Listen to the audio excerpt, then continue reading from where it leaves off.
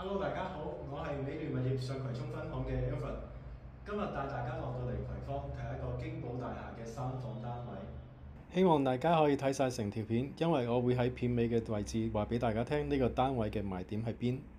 而家就係喺單位嘅客廳嘅位置，單位嘅裝修其實都算比較殘舊嘅，但係就勝在個單位嘅間隔非常之方正，而且個位置非常之方便，近地鐵站、大型商場，性價比都算唔錯㗎。單位面積464平方尺，係3房嘅間隔。好，帶大家望一望廚房嘅位置。廚房非常之闊落，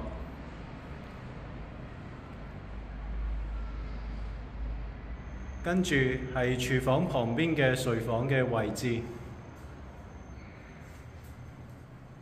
呢間睡房係望返住葵芳村，景觀都算非常之開揚。好，跟住帶大家望一望隔離嗰個睡房。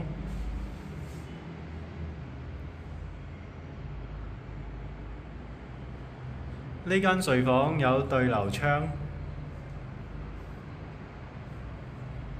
跟住望一望旁邊嘅洗手間嘅位置。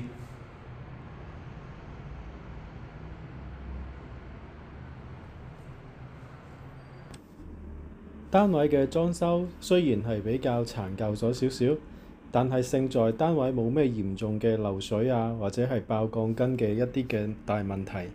好，望一望第3間嘅睡房，單位方方正正，亦都可以因應返新業主嘅要求，重新做間隔。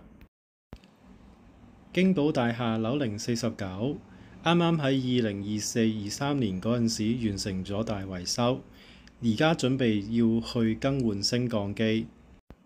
頭先都有提過，單位非常之多窗，喺客廳、廚房呢一邊個窗望返出去，係可以望穿葵涌廣場、新都會廣場，遠至昂船洲大橋嗰邊。好，如果大家鍾意我今日介紹嘅單位，歡迎同我預約睇樓。